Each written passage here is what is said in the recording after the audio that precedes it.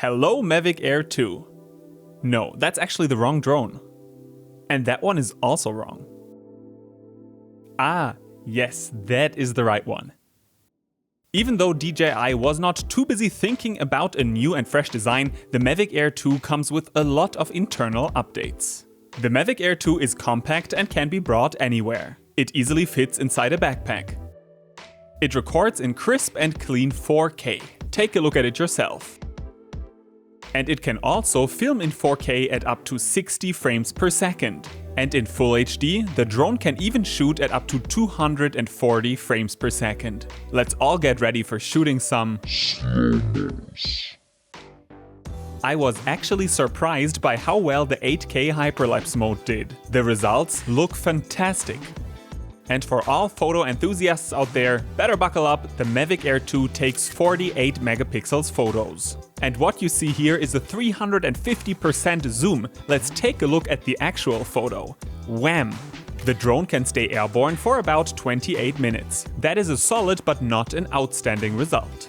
The major criticism about the predecessor model was its weak signal strength, and DJI listened and now shows off. The Mavic Air 2 comes with the latest transmission system named OcuSync 2.0. More than 6 miles of range are the result. Though I couldn't take it to the test as flying out of sight is forbidden in most countries. But let me put it like this. During all of my flights, I did not have a single connection problem. Not once. If you like to film yourself or are into filming sports, for example, then let me tell you that I am super happy with the completely revised tracking mode the Mavic Air 2 features.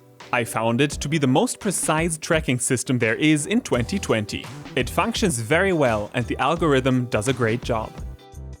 If you are in love with Instagram, then you might be happy about all the pre-installed quickshot modes that automatically create impressive shots of you. I personally don't use them too often, but there's no harm in having them aboard. By the way, it is very handy that the Mavic Air 2 comes with a well-functioning obstacle avoidance system that checks what's in front and what is behind the drone. During daytime, the system reliably pushes the brakes whenever needed. Of course, there are a few disadvantages too that I don't want to hold back. The design of the drone is quite boring. Also, it has only 8 GB of internal storage. Next, I think that DJI should have put a greater effort into making the drone even quieter. And finally, I am missing a small flight telemetry display on the otherwise well thought through remote control to check some basic information also when not using a smartphone. Bottom line, the DJI Mavic Air 2 didn't convince me with its design, but its camera capabilities both in video and photo mode, its transmission system and the ease of use make this probably the best drone you can get for less than $1,000 in 2020. Now download some free test footage on my website www.tomstechtime.com/Mavic Air 2. Also check out the product link in the description below the video. A sincere hau rein from Germany to you all, stay tuned and fly safe. Still not. No? Here now, okay. Okay, I'm gonna try to again go back to that corner. Okay. Don't have to smile. Doch, it's face recognition. Oh.